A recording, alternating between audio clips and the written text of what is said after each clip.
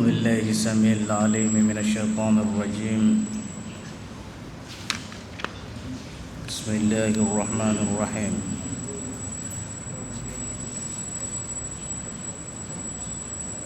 إن الحمد لله تعالى نحمده ونستعينه ونستغفره ونستهديه ونؤمن به ونتوكل عليه ونثني عليه الخير كله، ونعوذ بالله من شرور أنفسنا ومن سيئات أعمالنا. إنه من يهده الله فلا مضل له ومن يضلل فلا هادي له، وأشهد أن لا إله إلا الله وحده لا شريك له. لا إله إلا الله أفني بها عمري، لا إله إلا الله يغفر بها ذنبي، لا إله إلا الله أخلو بها وحدي، لا إله إلا الله ألقى بها ربي.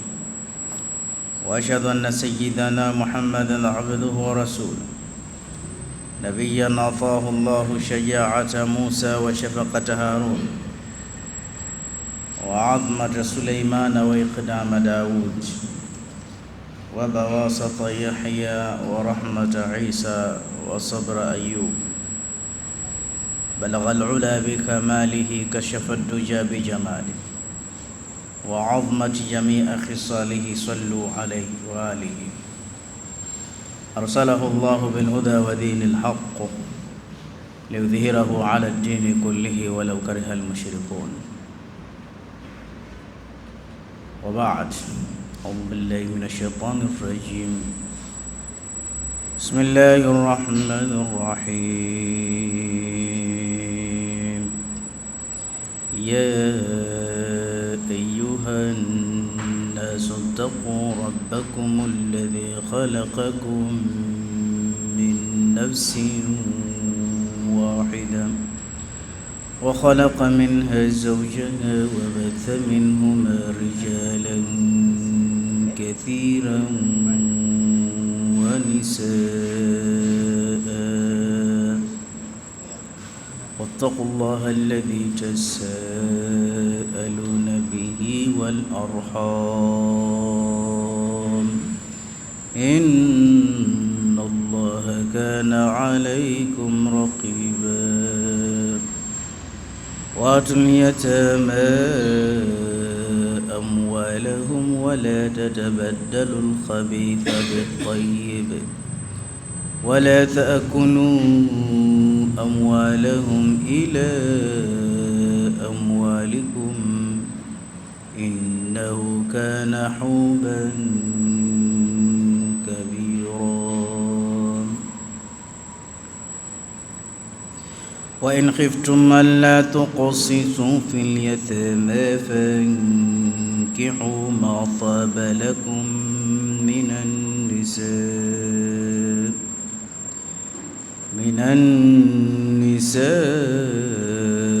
مثنى وثلاث ورباع، فإن خفتم ألا تعدلوا فواحدة أو ما ملكت أيمانكم، ذلك أدنى ألا تعولوا. وآتوا النساء صدقاتهن نحلة، فإن طبن لكم عن شيء منه نفسا فكلوه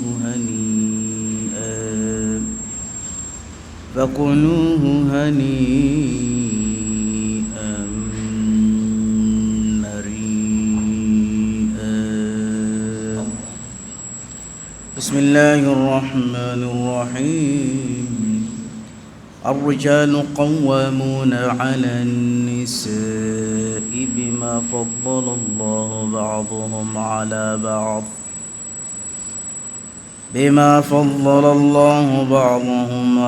بعض وبما أنفقوا من أموالهم. فالصالحات قانتات حافظات للغيب بما حفظ الله، wallati takhafuna nushuzahunna fa'idhuhunna wahjuruhunna fil madaji'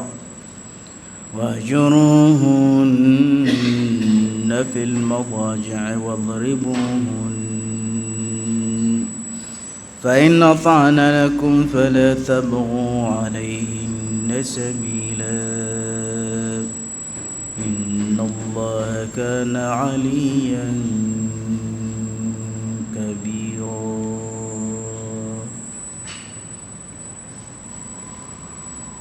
بارك الله لي ولكم بالقرآن العظيم ونفعني وإياكم بالآيات والذكر الحكيم. صدق الله العلي العظيم وصدق رسوله الكريم ونحن على ذلك من الشاهدين والشاكرين والحمد لله رب العالمين. Ndugu zangu Waislamu, kwanza nichukue fursa hii kumshukuru Mwenyezi Mungu kwa kuniwezesha kuja, kwa sababu si jambo dogo. Usiku tumelala, asubuhi tukarudishiwa roho zetu, tukatembea. Kuna wengine wamelala moja kwa moja, alafu pia tukaruzukiwa tena maisha na kutekeleza sehemu ya amri za Allah, na sehemu yenyewe ni tadhkira, kukumbushana. Fadhakkir fa inna dhikra tanfa'u al-mu'minin. Kumbusha, ukumbusho utawafaa waumini. Namfa'ana Allahu bitadhkira. Mwenyezi Mungu atufae sote kwa dhikiri hii, kwa ukumbuko huu. Leo tutazungumzia udhaifu wa mwanamke, lakini pia na faida zao nyingi mno. Tutazungumzia hali halisi za wanawake, na ni elimu muhimu sana katika society, kwa sababu kama unavyoona chai haiendi bila mkate, na sisi hatuwezi kupiga hatua bila ya wanawake. Lazima maisha yetu, iwe usiku iwe ni mchana, yawe ya raha yawe na shida, yamixiwe, yachanganywe, yafanyiwe zawaji, mkusanyo wa mwanamke. Kwani inna waraa kulla rajulun adhimin mraa, kila nyuma ya mwanaume alioleta mabadiliko katika dunia hii kuna sapota kubwa ya mwanamke. Tizameni Mtume sallallahu alaihi wasallama amebadilisha ulimwengu mzima, kila sehemu wanamjua, na Allah anasema inna a'tainaka al-kauthar, hakika wewe tumekupa status, hakika wewe tumekupa kheri nyingi, tumekupa jaha, kukubalika. Kilichosababisha mtume akubalike sallallahu alaihi wasallam, wallahi na sapota ya mkewe imechangia. Kwani aliposafiri kwenda Isra wal Mi'raj, famarra bin nabiyyin wan nabiyyin ma'ahumul qawm ma'ahumur rahati,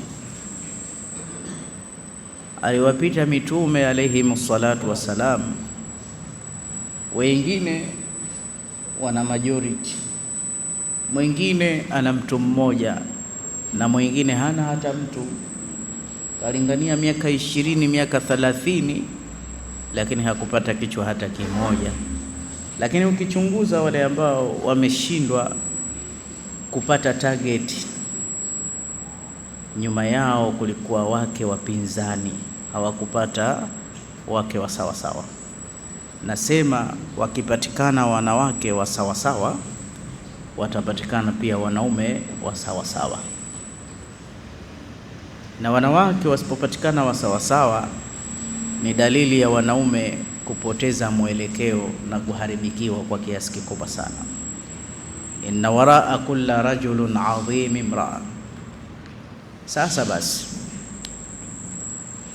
mafanikio ya mwanaume yanategemea design ya mwanamke alompata, lakini mafanikio ya mwanamke hayategemei design ya mwanaume alompata, na hii ni saikolojia. Wanaume wengi wamefanikiwa Sheikh kwa sababu ya mke tu alivyompata kajipata, na mwingine hakujua sehemu ya kuwa ni muhimu sana, amepatikana kila kukicha anaharibikiwa.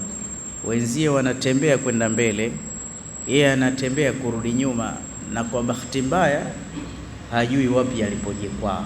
Jamanini, nasema kwa mdomo mpana nikiwa katika makama ya Mtume Muhammad, na ninaapa wallah, hawa watu wa nyumbani wana mchango mkubwa sana na maisha yetu, kuyatengeneza au kuyaharibu.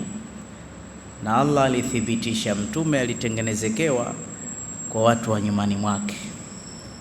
Wadhuha wallayli idha saja ma wadda'aka rabbuka wama qala walal akhiratu khairun laka minal ula wala sawfa yu'tika rabbuka fatarda alam yajidka yatiman fa'awa wa wajadaka ailan fa'aghna. Hapo tu, ma wadda'aka rabbuka wama qala. Watu wa Maka walikuwa wakimsema Rasul na akalitia nguvu jeshi lake, wama ramaita idh ramaita. Watu siku nyingine malaika amekuja ametimua watu, Mwenyezi Mungu kalitia nguvu jeshi, wa azza junda wa hazama al-ahzaba tena wahda, na akashinda makundi kwa makundi peke yake Allah. Sasa hii ilikuwa kama celebrate, shangwe, tunakuja kufungua msikiti wa Maka, na ni shangwe, ni mafanikio. Pale pale Mtume sallallahu alaihi wasallam akasimama kinarani akatangaza maneno ya kishujaa, akasema la hijrata ba'da al-fathi walakin jihadu wa niyya wa idha stunfirtum fanfiru. Asema jamani, kuanzia leo hakuna kuhama, sijui mwende Uhabeshi, sijui mkimbie Madina, sijui mkimbilie Tanzania. La hijrata ba'da al-fathi, hakuna tena kuhama baada ya ukombozi. Kuna kuhama kwa jihadi tu na nia zenu, na mkitaka kusafiri popote safirini. La hijrata min Makkah, katika hashia inasema hakuna kuhama kwenda Maka tena, kutoka Maka, liannaha sarat daral islam, saudora ya Kiislam, khilafa, fiqafa ya Kiislam, tamaduni ya Kiislam imesimama pale. Akawa akiingia pale Maka anacheza shere yale masanamu, qul jaa al-haq wa zahaqa al-batil innal batila, anayasukuma yanadondokeana. Sasa watu walivyoona ukomondoo ule wakamwambia, fa aina tanzil ya Rasulullah, haya sema sasa, tunateka ngome yoyote, kuna barnamanu Quraish, kuna bunge la Makuraishi, hebu tuambie jumba lako tukuweke wapi, hema lako tuweke wapi?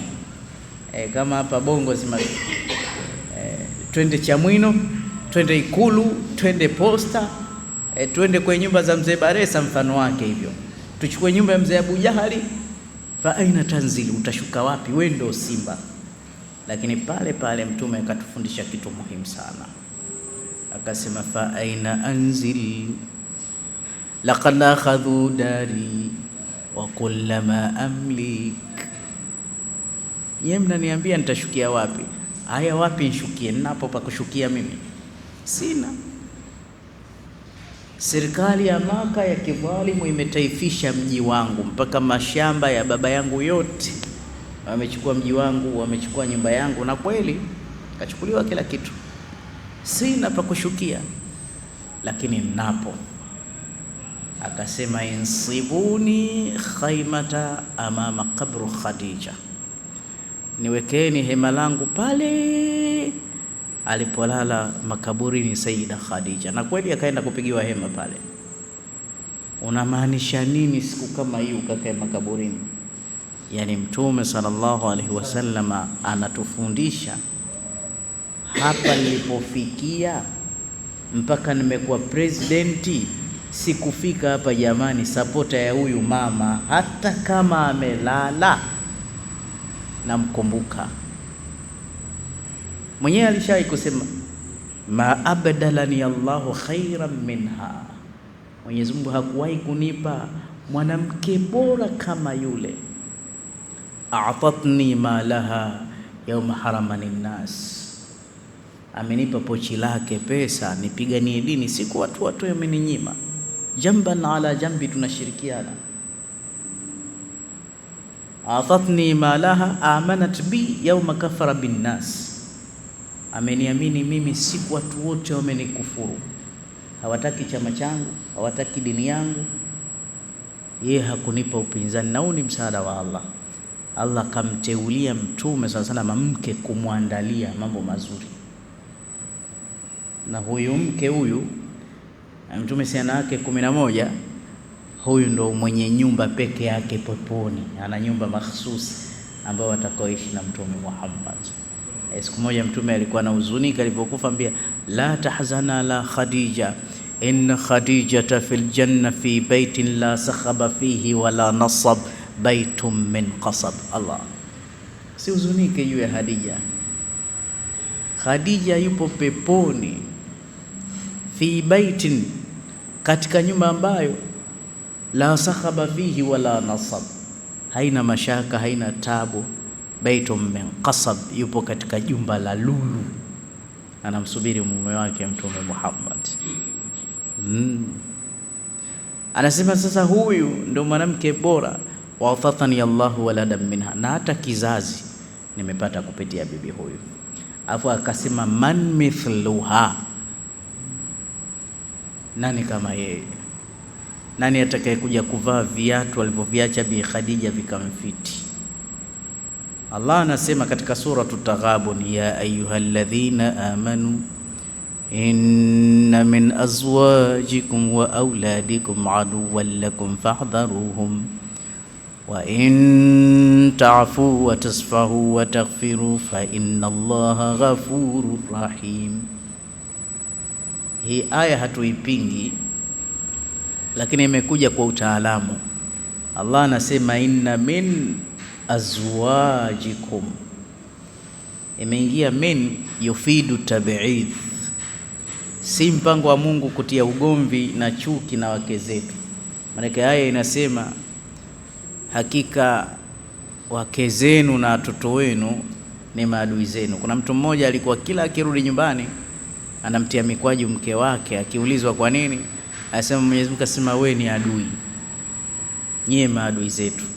Hapo kuna min, baadhi, si wote. Ina maana wengine ni rafiki zetu, wengine ni vipande katika maisha yetu. Shekhe wallahi hajapata mtu raha. Simi Mtume ndo asema ad-dunya mata'un kullaha, dunia hii ni starehe, ni sehemu ya kustarehe vile vile. Nyewe mnaonaje? Ni sehemu ya kuenjoy. Ndio maana unaomba tulul umri, tuna enjoy hewa, milima, weather, si ndio hivyo jamani? Ana Tanzaniyun, Mtanzania mimi bwana, mimi kwetu Morogoro kabisa, mfano wake una enjoy. Kwetu kuna milima, ukifika kwetu siku moja ni sehemu ya starehe. Wa khairu mata'i dunya, lakini starehe namba moja almar'atan salihah, upate bakhti ya mke. Ukipata bakhti ya mke umefunguliwa mikono. Ukikosa hiyo bahati umefungwa Sheikh. Na kuna watu kwa sababu ya kuoa dini zao zimeharibika.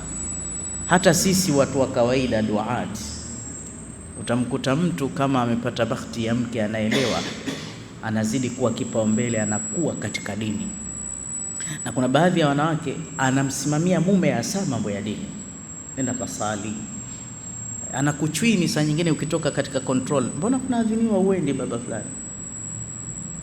Lakini kuna mke kila siku anaua dini yako, ukirudi kuna seasons tu za Kichina, za Maliarakeri, za Kihindi, kuna miziki, ukitoka tu unasikia disco mpaka unazoea ile hali. Basi washeni kidogo kidogo, msinitie aibu, mimi ustadhi hajistiri, hasali, bala mtindo mmoja. Lazima uyumbe, lazima uyumbe.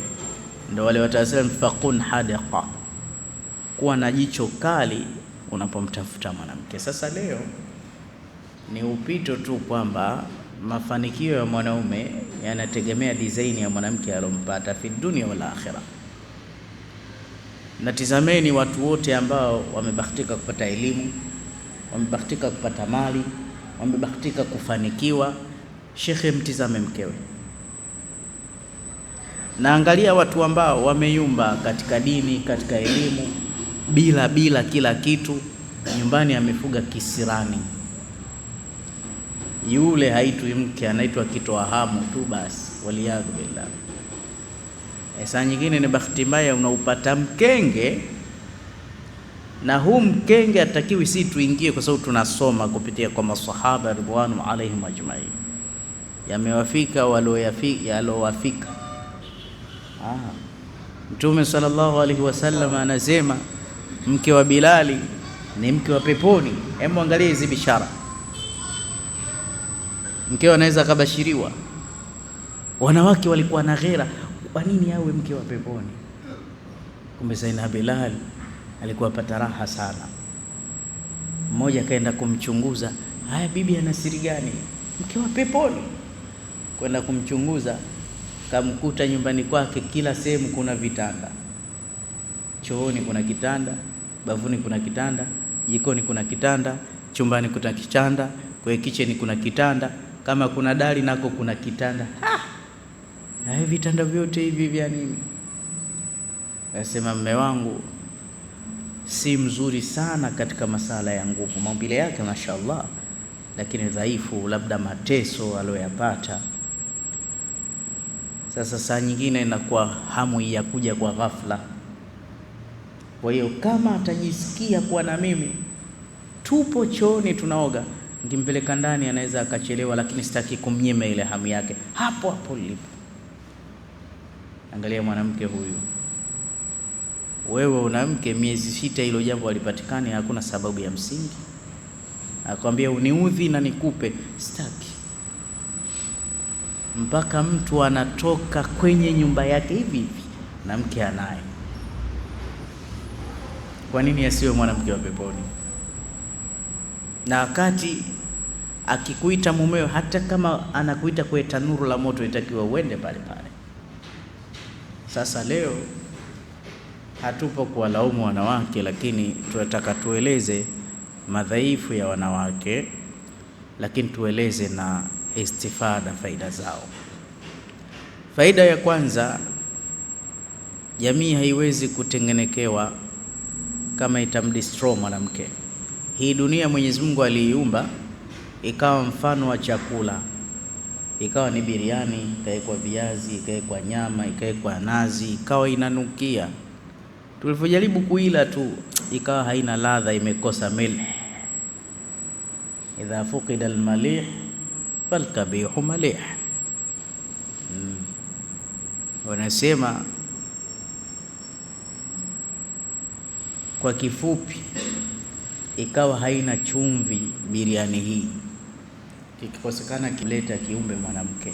Sasa dunia ikawa tamu. Na ndio maana utaona matangazo mengi, tuna haja na mwanamke jamanini.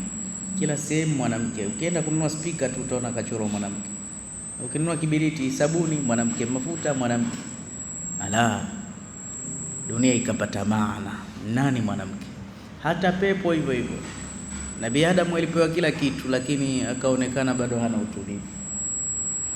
Akaletewa kiumbe mwanamke, tena akaambia uskun anta wa zawjuka, enjoy, pata utulivu.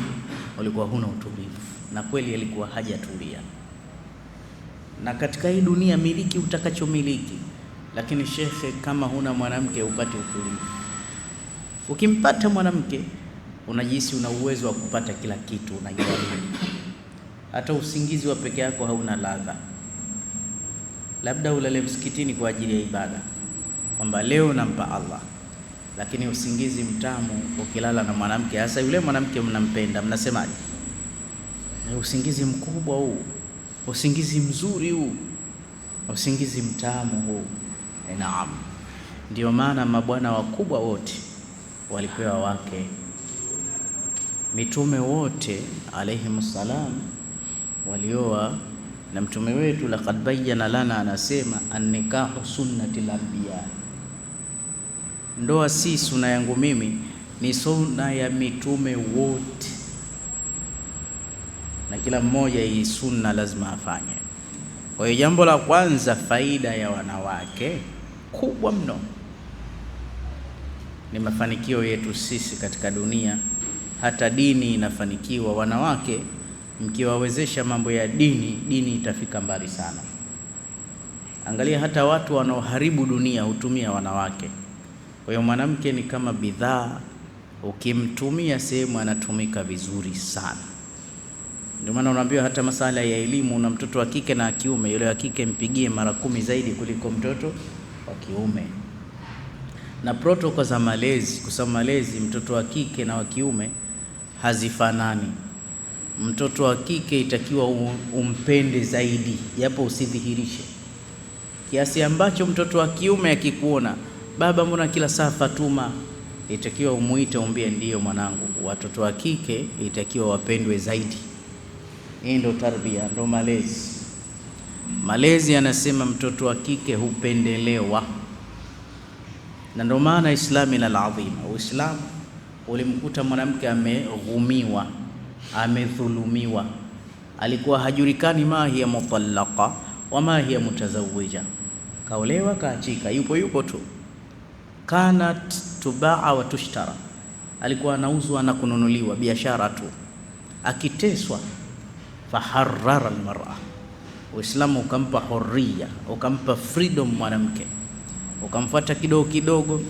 Faidha hiya bintan thumma zawjatan thumma umma, ukamfuata kidogo alipokuwa binti wa watu, kisha akawa mke wa mtu, kisha akawa mama wa watu, ukamwekea taalimu, kisha ukamwekea na iqab, onyo kali. Wa idhal mauudatu suilat bi ayi dhanbin qutilt, iko siku wataulizwa mwanamke kwa nini aliuawa. Zamani Waarabu walikuwa kimtweza mwanamke, kanu yudamiruna nisa, wakiwatweza wanawake. Walikuwa wanasema mwanamke hana faida, ana faida 2 tu, na faida zenyewe hasara. Zina maana gani faida? Zipi faida hizo? Ambia faida ya kwanza, hulia sana msibani, kazi yake kulia, kutoa machozi, na wanalia kweli. Nini faida gani? Faida ya pili, sawali, omba, mume wangu sina mafuta, sina chumvi, sina jiko, sina hichi. Hizi zote hasara walikuwa wanasema hivi. Lakini Uislamu kasema almar'atu silahun dhu haddain, mwanamke sio hivyo, ni sime, inakata mara 2. Yani istumilat fil halali asaba, tukimtumia katika halali na usawa wa mambo, kisu kikali hicho. Kamvisha hijabu sasa hivi mwanamke akiwezeshwa anaweza. Wako kina mudira mwanamke mpaka anafikia ilmu ya juu kabisa na wana ufahamu mkubwa kabisa. Lakini pia mkimnyong'onyesha mwanamke, anakula kilichowiva na kilichokuwa kibichi. Faida ya kwanza ni kufanikiwa wanaume kwa wanawake. Faida ya pili, Allahu akbar, faida ya pili kubwa mno ni kuwatumia katika tendo la jimai. Sheikh mmoja alikuwa akioza watu, afu anamwambia bwana harusi, tushakuozesha, sasa nenda afu uje utuambie hujapata faida. Jimai, mujamaa ni jambo kubwa mno. Kibiolojia, mtu ambaye hawezi kufanya sex atapata maradhi ya usra, ighmaij, atakuja kuugua maradhi mabaya ya kudondoka ya kifafa, kwa sababu tendo la ndoa linasafisha damu. Na ile fiqhu aulawia, ile usawa wa maisha, itakiwa mwanaume kwa siku awaze tendo la ndoa mara 5 mpaka mara 7 yaumia, nafsul wakati, lazima ifikra ije, na haichagui position. Unajua simba au jogoo kuna muda wake ukifika tu analia, na mwanaume naye ile fikra ukifika tu ule muda anaanza kuwaza mambo. Mwingine hajui, anajua ni shetani kamuingia, utasikia audhu billahi minashaitani rajim. Vipi? Sheikh, naona nawaza mambo yanake, naona dhakari inasimama. Ni afya hiyo, sema alhamdulillah. Isiwe hiyo, iwe nini sasa? Wanawake nao wanawaza, lakini wao wanawaza kwa mwezi mara 5 au mara 3, lakini mwanaume kwa siku mara 7 kesh au mara 5, na haichagui eneo. Saa nyingine yupo msibani, tena yuko chini ya kaburi ndo anapokea maiti, bismillah wa ala millati mambo ya shahari inatokea. Ya Allah, saa nyingine ndani ya sala, hasa sala za asubuhi, muda wake unasema mpaka ndani ya sala inatokea. Saa nyingine mna drive, inakuja fikra ya wanawake. Na jipeleleze, ukiona haya mawazo hayakujii mara kwa mara, si kwamba ni mtu smart, hicho ndo chanzo cha kuanza kufa nguvu za kiume. Ukiona pawa ya kiume inaisha, unakuta hufikiri.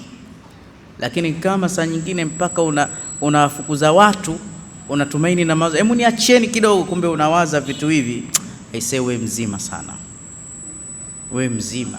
Na sehemu kukiongelewa mambo yanake unapenda, sema Sheikh, sema tusikie kidogo. Lakini kuna mwingine ukianzisha stories hizo, huo shetani acheni, huyu si mzima huyo. Problem. Sasa ukifikiria vile, mwanaume ana kitu kinaitwa testosterone, fiber, gharizatun. Testosterone ni vitu ambavyo vinachochea, vinazalisha hisia. Anavyo 20 mbali ya mwanamke ana kimoja, huyo ana 20. Kwa mwanaume ni mtamanifu sana. Zile testosterone akifikiria zinafanya kazi kwa spidi. Zikifanya kazi, sperms wanaanza kupanda juu.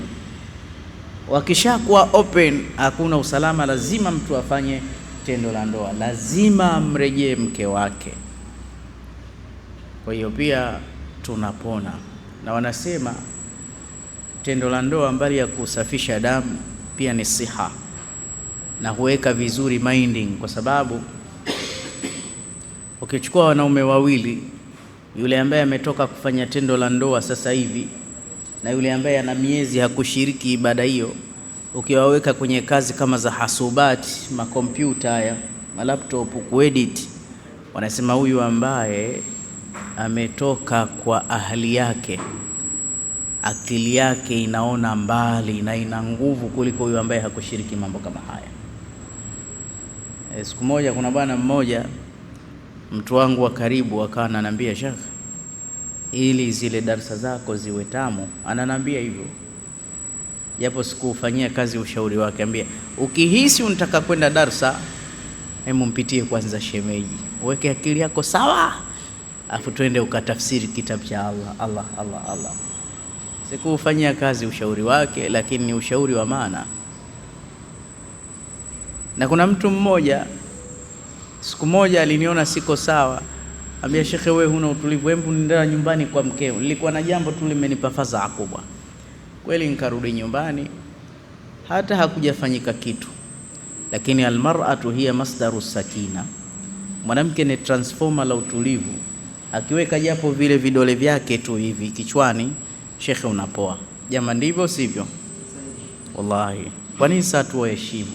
Kwa nini hatuwafagilii? Kwa nini hatuwatunzi? Au yu starehe gharama, shekhe?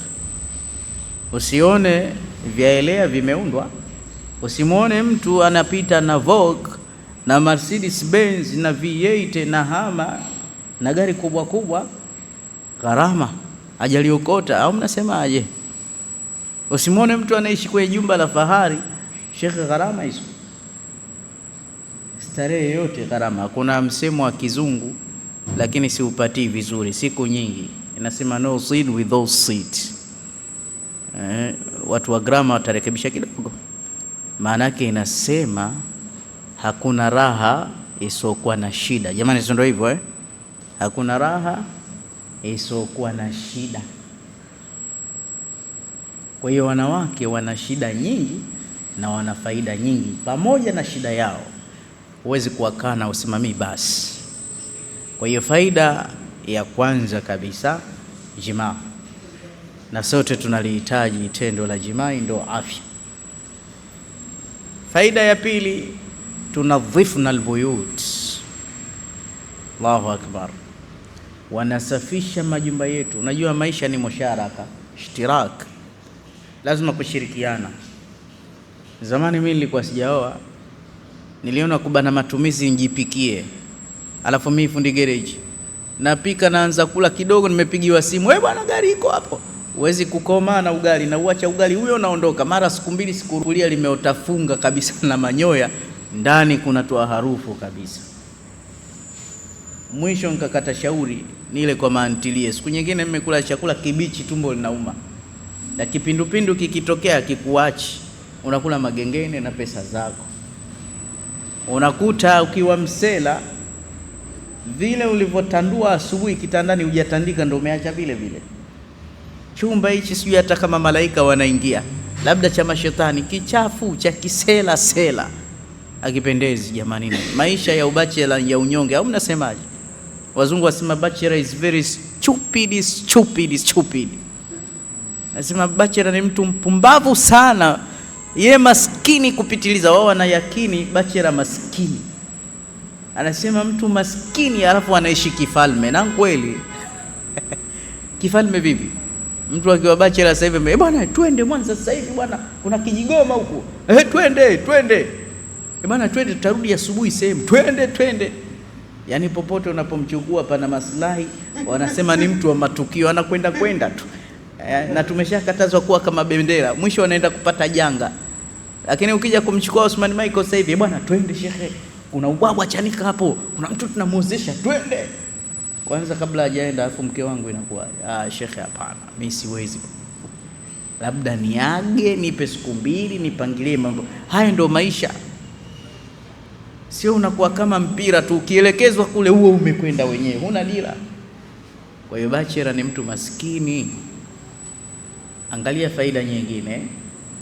Mtume sallallahu alaihi wasallam anasema katika hadithi dhaifu, lakini katika targhib si shida, man tazawwaja faqad hafadha shatra dinihi falyattaqillaha fi nisfil baqi. Kuoa tu umetimiza nusu ya dini, sasa mche Allah palipobakia. Kwa hiyo pia ukiwa na dini umeongeza heshima, na automatically ukiwa na mke umeongeza heshima. Na hata ukiwa na mke, wewe mwenyewe upendi kokoro na kudharauliwa. Na ukimtaka mtu apigane, hata kama hana nguvu za kupigana, mdharau mbele ya mke wake. Mnasemaje?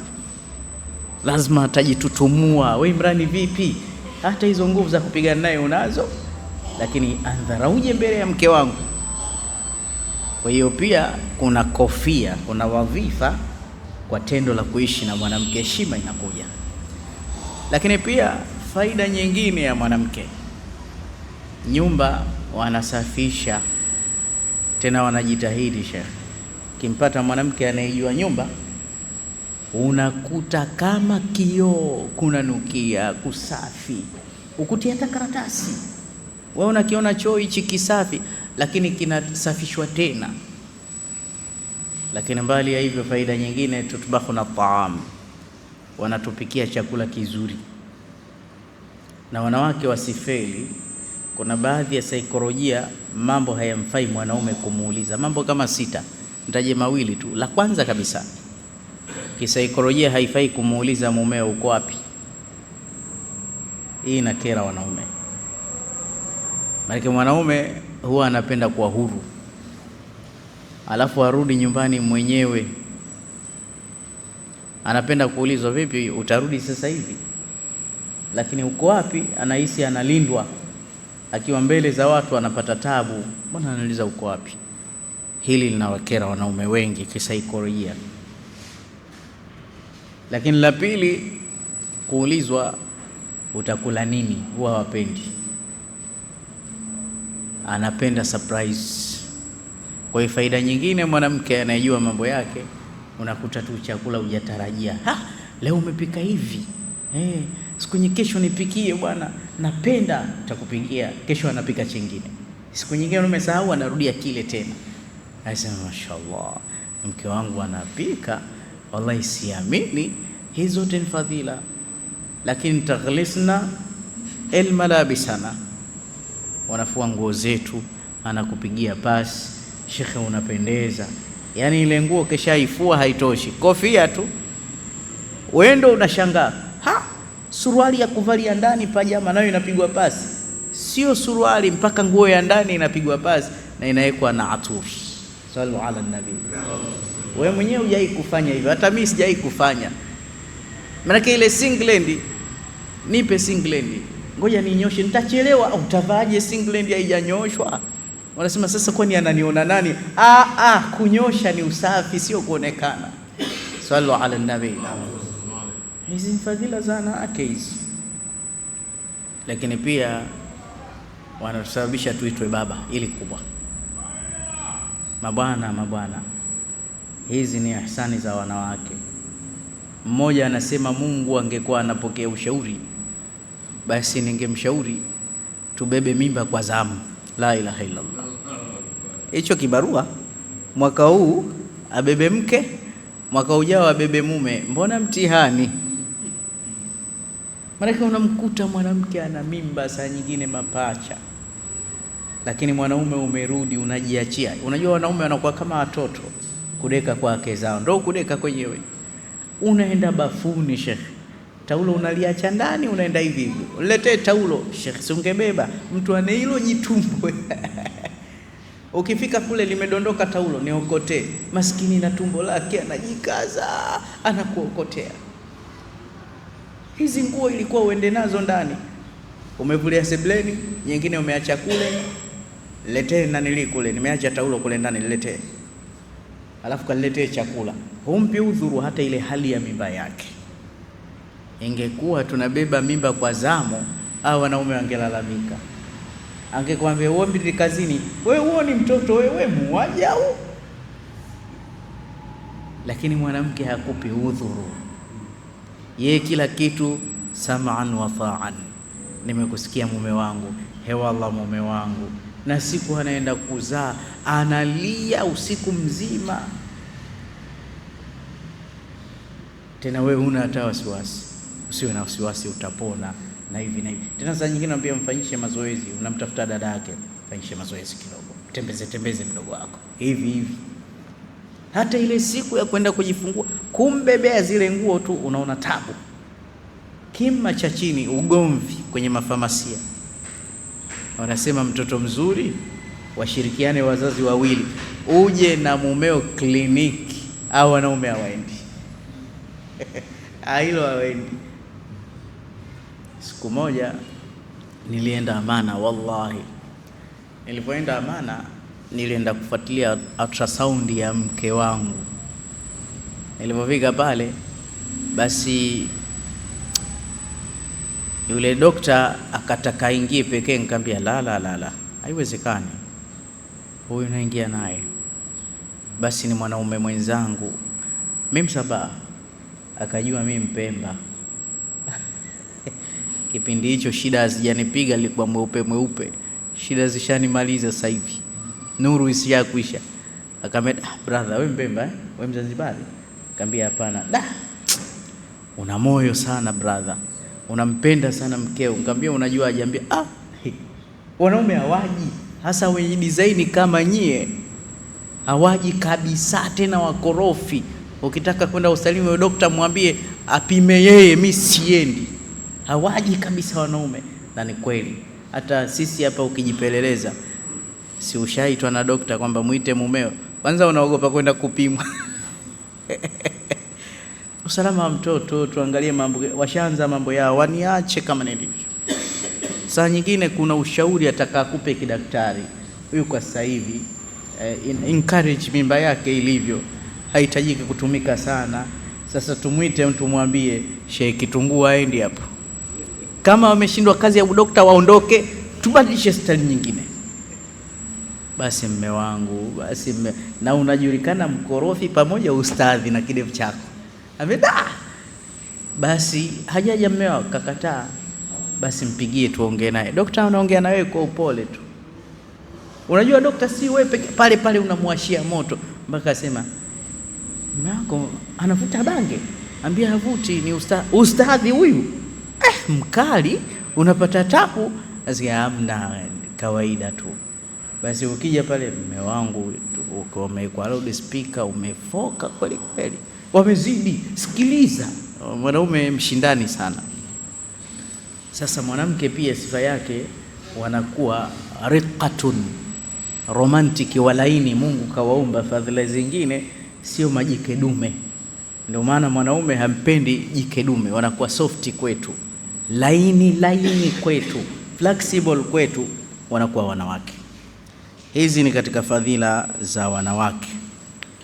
Fadhila zao ni nyingi. Fadhila kubwa, kutufungulia sababu ya riziki.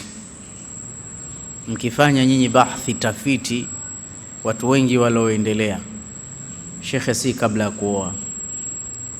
Mimi bwana nakumbuka sasa hivi Mungu kanipa kijigari au vijigari, lakini sina hata baskeli kabla ya kuoa. Hivi vyote vimekuja wapi? Naamini si kweli kwamba eti kuoa mkutia mkono kizani, ni kutia mkono nuruni.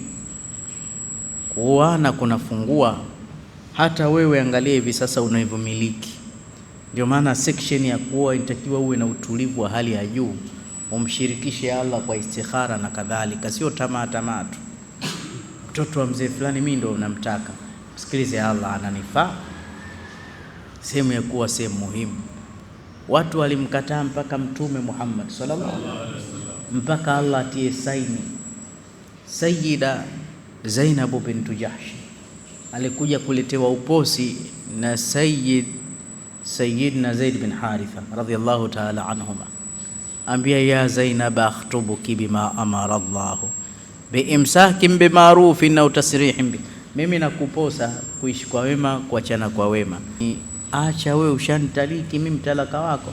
Ambia Rasulullah ndo anakuhitaji, si mimi tena. Akaambia basi khali anushawiru rabbi astakhiru rabbi, nimeelewa, nimeona, lakini wacha nimshauri Mwenyezi Mungu Subhanahu wa Ta'ala. Akamwambia haina haja ya mashwera, na aya zishatelemka tokea asubuhi na ndoa imefungwa mbinguni. Allah asema falamma qada zaidun minha watharan zawajnakaha. Mama yule akalia akasema la ilaha illa Allah, kwa hiyo mimi wali wangu Mwenyezi Mungu jalla jalal, basi ndoa yangu itakuwa ina amani kubwa. Na amezikana na mumewe. Maana makusudio ya maisha unizike nikuzike. Mke na mume ni abiria wasioshuka, wengine wote walioandamana na nyinyi ni abiria wanaoteremka barabarani. Watoto wako siku moja watajitegemea, utamwacha mzazi wako, utaenda kutengeneza nyumba yako. Lakini mke mthamini, mume mthamini. Na mwingine anapenda watoto kuliko mke, anapenda watoto kuliko mume, anasahau hata hao watoto wametokea hapo, hao wote wataachana na nyinyi. Lakini ahadi unizike nikuzike. Basi mama yetu huyu kazikana na mumewe, alimzika Mtume sallallahu alaihi wasallam, machozi yake yalimiminika, alimlilia mume, bali alimuuguza. Sasa Mtume wakati anaumwa alifikia stage anauguzwa kwa zamu, uadilifu mkubwa. Alivyozidiwa ndo wenyewe wakakaa mashwera aende kuuguzwa kwa Saida Aisha, kipenzi chake. Kwa hiyo aliishi na Mtume maisha baridi. Wakati wanakerana Sayyidina Zaid, sio vile tena kwa Rasulullah, kwa sababu tayari Mwenyezi Mungu ashapitisha hukumu hii. Kwa hiyo mpaka hapa tumeelewa faida nyingi kede za kuamiliana na wanawake. Kwa maana hiyo sasa tuwaheshimu, tuwaenzi, tuwatukuze. Lakini sasa starehe gharama, wana madhaifu yao. Madhaifu yao si kujitakia, ni khulqiyan, walan tajida li sunnati llahi tahawila ay tabdila. Mabwana, huwezi kubadilisha system ambao Mungu ndo kaiweka iko hivyo. Angalia mkono wangu, maumbile yake unakunjika hivi, ukiupeleka hivi ni kuvunja na we mharibifu. Unawezaje kuforce hivi? Mlango unafunguka hivi, wewe unapeleka kule, utakata bawaba. Wala ntajida li sunnati llahi tabdila. Kuna maumbile ambayo Allah amewaumba nayo mpaka kinasimama kiyama. Na huu si ushetani, maana wengine huwa hukumu wanawake. We shetani wewe. Miongoni mwa maumbile ya kwanza si mafasaha. Shahadatun rajulin ta'dil rajulain. Mwenyezi Mungu anasema ushahidi katika sura An-Nisa, kukiwa kuna kesi, kukiwa kunatakiwa ushahidi, itakiwa watu wanaume wawili. Wakikosekana wanaume wawili, Allah anasema farajulun wa mraatan fatudhakiru ihdahuma al-ukhra. Wakikosekana mashahidi wawili, basi yapatikane mwanaume mmoja na wanawake wawili. Ina maana vile vichwa vya wanawake wawili vikichanganywa ni sawa na kichwa cha mwanaume mmoja, kwa sababu mwanamke hawezi kutoa ushahidi peke yake. Kapandishwa mahakamani mbele ya kadamnasi, atajikanyaga, mara ataanza kulia, eleza, anaanza kulia. Lakini wakiwa wawili, fatudhakir ihdahuma al-ukhra, mmoja atamkumbusha mwenzi, amna damu Juma haikuwa hivyo, alimuua asubuhi, alimpiga kwa hivi, shakumbuka tena alimfanya hivi. Sijui mshanielewa? Si mafasaha. Kwa hiyo usimforce mwanamke awe fasaha kama wewe. Si wangetoa mawaidha kama hivi basi jamanini? Sasa saa nyingine akikudai kitu anataka umuelewe na we umuelewe. Kwa hiyo njia shortcut anaoitumia, anakuambia talikni, nipe talaka. Nisikilizeni engo hii, nipe talaka. Na we maskini, kwa sababu huwajui wanawake, na kuandikia nishachoka kila siku wimbo wa taifa, talaka bwana, bora uende zako. Wewe una matatizo, hukujua udhaifu wa wanawake na wanaachwa. Hasa mwanamke mtakuambia kitu, hakubali kukashifiwa nguo zake na mwanaume yoyote isipokuwa tayari amempenda. Mnajua katika maisha kupenda ni mara hii. Asikudanganye mtu, hakuna kupenda mara mbili. Mwenye bahati hiyo kidogo ni mwanaume. Mwanaume ukimpasua hapa kifuani ana vyumba mpaka 10 vya kupenda. Lakini mwanamke ana chumba kimoja tu. Yaani akikupenda wewe hawezi kupenda wawili wala watatu kabisa. Ndio maana hata yule mwanamke mwashirati baghia anayejiuza, kutoka hapa kwenye kifua cha mwanamke au hapa kichwani mpaka kwenye tupu yake kuna mshipa, fihi irq. Mwanamke ana mishipa mingi. Thadiyaiha, katika matiti yake pia kuna mishipa. Ndio maana unakuta yakishikwa kidogo kwa faragha anapata ute. Lakini kuna mshipa wengine unaitokea katika kichwa, sehemu inaitwa subconscious mind, sehemu ya kumbukumbu. Huu mshipa huu akiguswa sehemu zake na mtu anayempenda, anastareka na tendo la ndoa. Akiguswa na mtu ambaye hakupata kumuingiza rohoni, shekhe, utatwanga maji kwa kinu, ukigusa kama ukuta. Yaani ukimwona mkeo hana hisia nawe, hakupendi, hakuna njia nyingine. Ndio maana yule anayejiuza atatembea na wanaume hata 50, hastareke hata na mmoja. Tena zile pesa anazozipata si ungesema ishatosheka tendo la ndoa, anaolewa au ana mume wake, ana bwana wake anampenda kama nini, na zile hela ndo anampelekea wakale, lakini anazipuna kwa wanaume wengine. Na wewe ukifanya naye tendo la ndoa, muda huo huo kesha kusahau, ukimtaka tena unamtongoza upya, kesha kusahau, ule mshipa haupo. Mimi unikumbuki jana wapi mimi wewe ala, sawa, nipe changu, unauziwa. Kama una basi nipe mapema. Sasa starehe ya wote, usilete mabwana. Lakini yuko mmoja alompenda, analainika, hahitaji chochote. Mwanamke anapenda mapema. Ndio maana katika ndoa ukimwona mwanamke wako kasaliti, shekhe, jiulize mara 10 umefanya nini wewe? Akashifungua ila kwa mtu anayempenda. Ndio maana yule Hind kipindi anakuja kutaka kufanya bai'a, akapewa masharti na Rasul, akamwambia usije ukazini. Alishangaa, hakuwa Muislamu, asema atazina hurra, kwani na alokuwa huru anazini? Wanawake walikuwa huko tu katika jahiliya, lakini hawazini, na asili ya mwanamke huru muungwana hazini. Ndio maana Allah asema vivyo hivyo yudnina alaihinna min jalabibihinna, mbele katika aya, kadhalika yu'rafna, wanawake wa Kiislamu wavae majilbabu yao, kadhalika yu'rafna, watajulikana hawa wako huru, wasiziniwe. Kwa sababu zamani mwanamke akionekana mtumwa anakamatwa, anaziniwa. Kwa hiyo hata akisema ana huru, mimi sio mfanyakazi, mimi nitajuaje bwana mtu anamzini? Lakini mkishavaa hivi, kadhalika yu'rafna, mtajulikanwa. Mwanamke si wa mambo hayo tena, hata akiwa mkeo. Saa nyingine ukikithirisha sana jambo hilo, mnagombana. Sio mambo yao, sio mambo yao kabisa. Kwa hiyo udhaifu wa kwanza, anaweza akahitaji kitu kwako, hamuelewani, yeye lugha yake ni acha, baba fulani utaniacha. Tena anaweza akakupeleka mpaka kwa kadhi. Mimi nishakutana na mtu shekhi, anaishi na mtalaka wake nyumba hii, asema shekhi, tunapendana, yeye analala huko, mimi nalala huko, tunaheshimiana, nahudumia familia, yeye hataki kwenda kuolewa kwingine na mimi sitaki kumuoa mwingine, ila tushamaliza talaka ya 3, na yeye ili aende kuolewa na mtu mwingine, hilo jambo ndo hataki hata kulisikia, kwamba hayupo tayari mwanaume yoyote amkashifu zaidi ya huyu.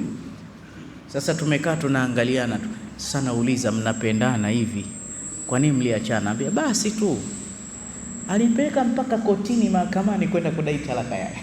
Sallu ala nabii. Hawa ndo wanawake, ndo maana akaitwa Hawa. Wallahi, mwanamke akikudai talaka 10 kwa mmoja, kwamba eti yuko serious na hiyo talaka, wewe hujatumia tu leo rujula. Kwa maana kazisoma aya ar-rijalu qawwamuna 'ala an-nisa. Jamani, hii aya isikilizeni, ipo katika sura an-Nisa. Ar-rijalu qawwamuna 'ala an-nisa, wanaume ndo wasimamizi wa kuwaongoza wanawake. Miongoni mwa kuwaongoza, bima faddala Allahu ba'dhum 'ala ba'd, uongozi wetu ni vile Mungu alivyotufadhilisha. Cha kwanza alichotufadhilisha sisi, katupa mamlaka 2, kuoa na kuacha. Niambieni wenyewe, wanawake wangepewa wao ndo wanaacha, kuna mtu angebaki na mke? Semeni wenyewe. Wallahi, Allah fundi, sallu ala nabii, akasema hili jambo ila kuachana tunawapa wa baba. Afu na wewe baba unajilesi kidogo, unaacha tu. Wewe mwanaume gani wewe? Akidai talaka, nenda zako uko nje, kamnulie chipsi. Haya mambo yameshaisha. Unasikia wewe, tatizo unaniuzi sana. Ndio maana kuna zile sifa 5 kila mwanamke anazitaka. Yaani ukiwa na hizi sifa 5, wanawake wewe ndio daktari wao. Sifa ya mwanzo, atif, uwe mlaini, romantic. Sifa ya pili, nadhif, uwe smart. Sifa ya 3, karimu, uwe unampampa. Sifa ya 4 muhimu sana, wanampenda sabiran, wanampenda mwanaume ambaye ana tabia ya kuwavumilia juu ya ule ujinga wao. Wallahi mwanamke anakuudhi, utapigwa, hata siku moja hawezi kunipiga fulani, najua namkera lakini hawezi kunipiga. Swallu ala alhabib. Sheikh Kitunguu kashakunja ngumi atakakuua, lakini mwenye sifa ya urujula, ukisikia minal mu'minina rijalun, apigi mke hata kofi. Mnasemaje jamani? Wanawake lazima uwajue. Mmoja anasema likitokea kosa nyumbani, utata umetokea nyumbani, kwa sababu wewe ni mwanaume, jifanye wewe ndio mkosaji, hata kama nkosa lake, utata utaisha. Mnasemaje jamani? Lakini wewe nongwa, umenuna mzee, itakwambia kweli mke wangu nimekosea, samahani mama watoto. Jamani, upendo tu ndo unaosababisha kichwa chake kinaenda lezi. Kwa hiyo ahamu shay'u ana subira. Kuna mmoja ni shekhe mkubwa, aliulizwa, shekhe, mbona umeoa sana, umeacha sana? Yeye kawa mkweli, vile vitimbi vya nake tu shekhe ndo nashindwa, akinishamfanyia fujo mimi naacha. Huyu kawa muwazi. Lakini hii ni elimu tumeikosa. Na kwa nini tumeikosa? Tunajifananiza na wao. Sisi si kama wao. We mwanaume, hivi unajua mwanaume kisheria hasa inavyopendeza, mkeo pia sikujue una kitu au huna kitu. Uwe na akiba mwanaume, basi ishi kwa tahadhari na mke. Mke ni kama mtoto, sio ukiwa unalia mnalia wote, mke wangu leo sina hata 100 leo, hapana, unamvunja moyo. Hilo haelewi. Leo ndo umekuja huna kitu, na ndo leo anataka matenge na nini. Ambia ushapata mama, nsikununulie bwana, 2 yanakutosha. Kumbe una hata 100. 2 yanatosha. Mimi naona hata ili kabati nitakufanyia. Mdanganye mkeo, liturudhiha. Ndio uongo unaofaa huo. Sasa mipango ya kiume unamwambia mwanamke, wewe umerogwa. Leo bwana, watu wote wamechaguliwa kazi, mimi nimepigwa chini, sijui tutakula nini mke wangu, tushakufa sisi njaa. Wewe fight peke yako bwana, usiniletee hizo stress. Usiniletee stress, kumbe wewe una usingizi. Lakini wakati tunakuja njiani tulikuwa tukizungumza kitu, tukisema hili jeshi, basi tupate adhana kwanza.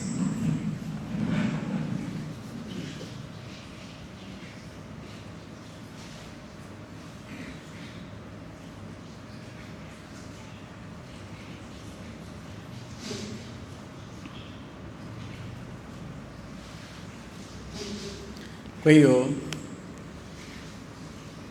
mwanamke ana udhaifu wake, itakiwa ukiwa huna kitu usimbainishie huna kitu, lakini pia ukiwa nacho balance.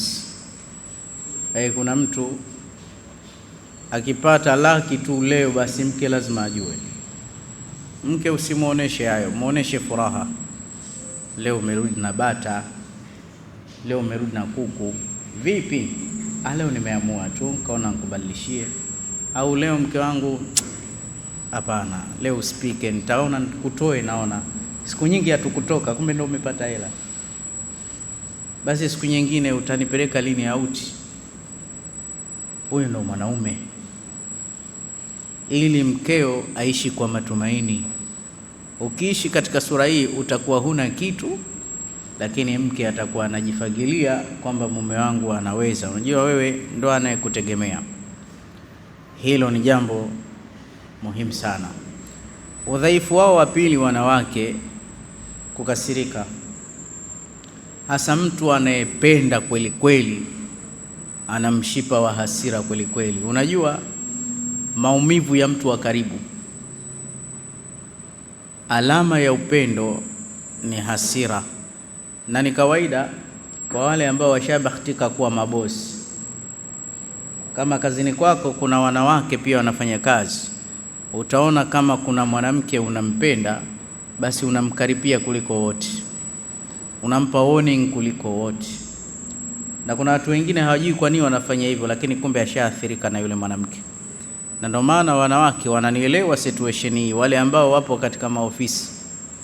Bosi kanitongoza, nimemkatalia, sasa kila kitu ananikomoa, kakata mshahara wangu, gari ya kazini kaniambia nirudishe, ananijengea chuki. na yeye anaamini huyu ana chuki naye. Hana chuki na wewe, upendo unamsumbua. Sallu ala nabii. Sio, mnanielewa? Huo ndo uhalisia. Na wewe pia angalia mkeo na dada yako. Hata dada anauma, lakini wakitaka kutoka tu anaenda sokoni, cha kwanza unaanza kumwangalia kwanza mke wako alivyojistiri, tena unamwambia kwa kumfokea, vaa vizuri. Lakini na dadako humuuzi, lakini dadako unamwambia kwa wema, dada na wewe ujistiri, usio unatembea ovyo. Lakini hata haikushughuliki, si dada, kwa sababu humpendi kihisia. Lakini huyu unayempenda hutaki kujua hiyo habari.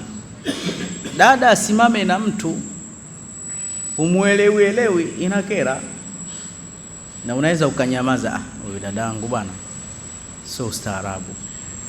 Ukamwambia tu, mbona sikuelewi tu, mnapita pita, jiweke kidogo dada heshima. Awe mke sasa, unamwambia kwa makofi, ulichosimamia pale hasa nini? Kwa nini umesimama pale? Kwa sababu unafanya nini? Unampenda. Sasa wewe unakubali kumkomandi, hiyo picha mpelekee yeye mara mbili yako. Mtu anayekupenda anakuwa mfedhuli na mkali kwako, anakuwa na hasira kwako. Saa nyingine wallahi inatakiwa fikra sana kuishi na wanawake, mjue udhaifu wao. Mwanamke hataki kuelewa umetibuliwa kwengine, wewe umetoka na hasira mbali. Mimi jambo hili nime experience. Unaingia umenuna, huo ugomvi wake. Nimekuja na furaha yangu, mtu amekuja amenikunjia mdomo, hata kumshika na ogopa. Unaniingia kama askari hapa, mke wangu ni ugomvi wangu liko. Uache huko kwa, yani hata kama umerudi kazini lazima uchange weight. Sio, mshanielewa? Yani una stress, umekasirika, umeudhiwa msikitini, usione kwamba ukienda nyumbani ule ugomvi utaisha, unaenda kuanza vita vipya. Kama unajua maliza stress zako huku nje, usimwendee na stress, hataki kukuelewa situation hiyo. Hapa wanaume wengi hapa panapa gagaziko sana. Kifika pale kanuna kweli kweli, akufagilii sana sana, anaona unamkosea. Allah hajampa upeo kwamba huyu ni mpoze, huyu ni mplizi, hayuko sawa. Wao ni wadogo kuliko sisi. Wewe ni kuulize mfano, mtoto wako wa kumzaa anaweza akakutuliza sana sana. Ukiwa na jambo unaficha ficha, hata sijue, kwa sababu ni mtoto, ushamdharau.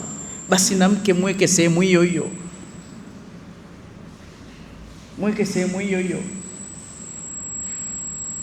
Mwanamke kukasirika ni kawaida. Haya, ngojeni nikuambieni, dunia nzima nani yuko perfect? Nani yuko timilifu tabia kama Mtume Muhammad? Nyie katika fikra zenu Mtume ni wa kumudhi mama Aisha? Hebu fikirieni wenyewe. Mara ngapi Saida Aisha anambwatiza Mtume, anamkosea Mtume, anampandisha pressure Mtume. Mtume hana witness yoyote, hana upungufu, hana ukorofi, kanyoka kama rula. Lakini kwa mama Aisha alikuwa anapumulia gesi. Mnasemaje mzee Mtawa?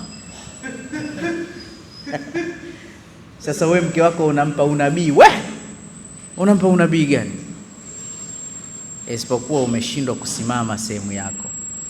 Mtume aliweza.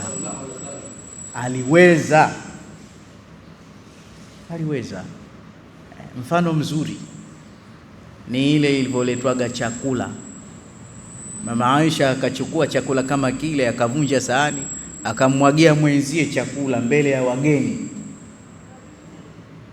Mtume anawajua wanawake sallallahu alaihi wasallam. Wallahi watu wote wasema aibu, mama akachafua mazingira. Shekhe wa leo yote huwezi kulivumilia hivi. Mnasemaje? Mmoja asema yabakie huko Madina kwa Mtume, yabakie huko mambo hayo. Ingekuwa mimi na wewe ungeanza kuonesha, ngoja nionyeshe mimi kidume bwana, ngoja nimuoneshe huyu haja njua. Rasulullah alivyoona mke wake kafanya fujo ile, wallahi kawaambia watu wote waliofika mpaka wageni, ghera wivu ummikum hadha. Huu ni wivu tu wa mama yenu jamani, ananipenda sasa wivu. Kwa hiyo ingekuwa leo kesha logwa huyu, kalishwa limbwata huyu. Mtume sema wivu wa mama yenu. Kukosa adabu hivi. Wivu. Hii ni somo moja kubwa kwamba Mtume anahukumu nia. Huyu nia yake kuyafanya yote, sio ugomvi. Hajaamua kuniwashia moto mbele ya wageni, anatetea ile nasibu ya moyo wake kwangu, zamu yangu. Kwa nini huyu alete chakula? Ametumwa kutafutana ubaya ubwela. Huyu mwanamke anjui mimi, huyo ni sahabia wa Mtume, nitamuonesha. Kafunga kibwebwe, ngoja nikuoneshe kazi. Haya, wakeze Mtume ataka kupigana, wake zako wewe wakitukanana utaka kuang'oa meno. Wewe darueshi, udhaifu wa wanawake uelewe, wana mpungufu. Na ndio maana utaalamu wake wa kusema, akasema Rasulullah maneno mazuri, anasema wanawake vile walivyoumbwa na Allah adhulala, vile walivyoumbwa mbavu zao zimepinda, sasa zinatakiwa zinyooshwe. Akasema ukiziacha zinazidi. Allahu akbar. Na ukizinyosha taratibu, ukinyosha kwa nguvu unazivunja. Kwa hiyo kila siku itakiwa umrudishe. Saa nyingine yupo nomo, saa nyingine anaharibu. Yani ndio wameumbwa hivi, hawako hivi, wako hivi tu na mawenge.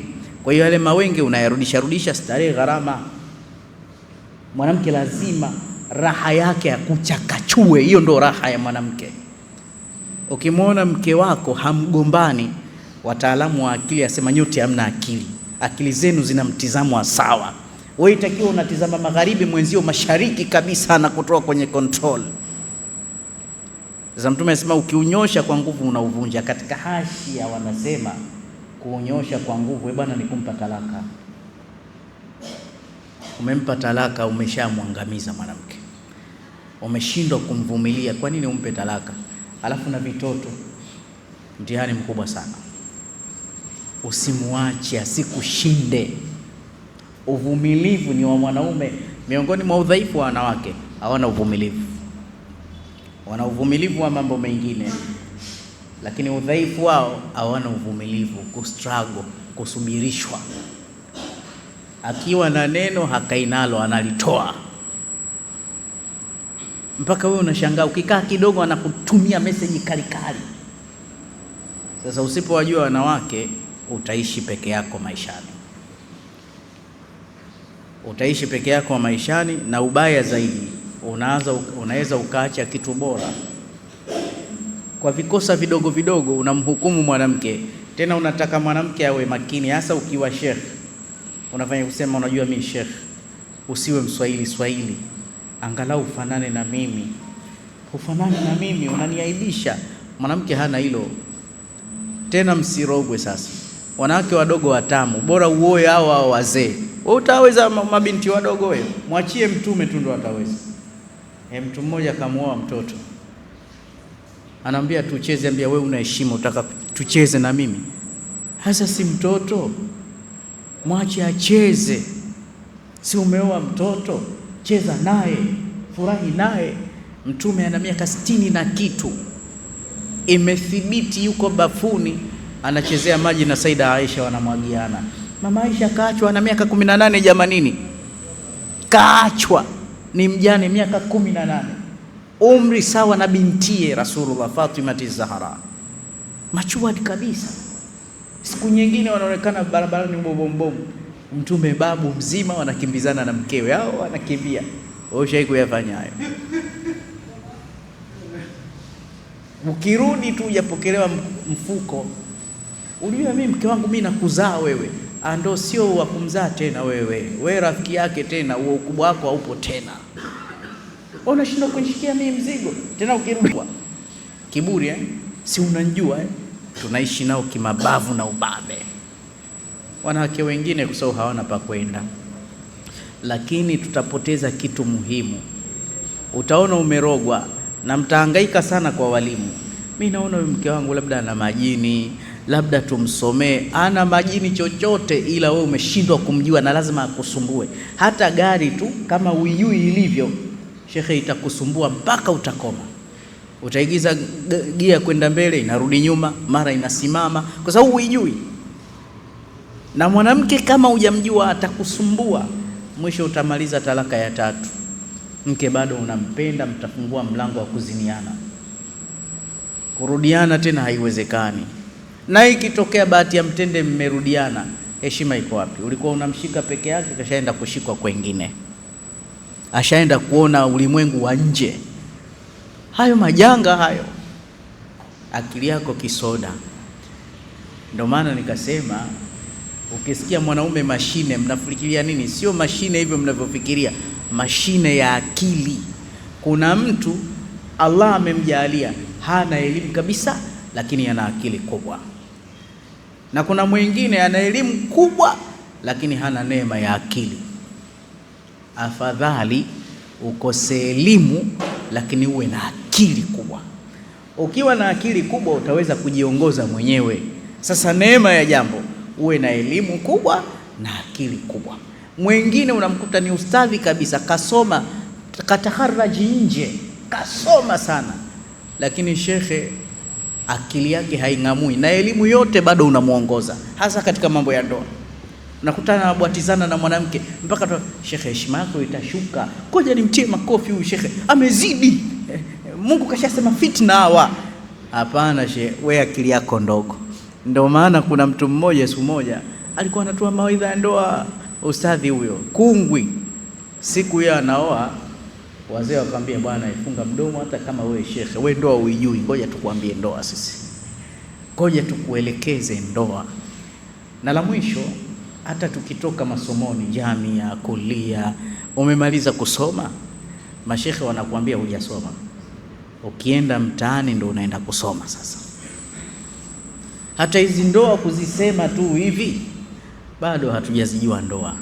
Mkienda kwa wake zenu ndo mnasoma. Sasa pale mwanafunzi kichwa na zero ndo mtajua hizo kesi huko mtaani, kwa jinsia, kwa dawati. Ukiona kila siku kwa mjumbe, kila siku kwa shekhe mashtaka, we mwanafunzi bichwa we, uwezi. Miongoni mwa stage za kumlea mtoto, wanasema mtoto kuna mambo 10 analelewa awe bora. Miongoni mwa mambo 10 kumleta mtoto mzuri, anasema usimsaidie kila kitu.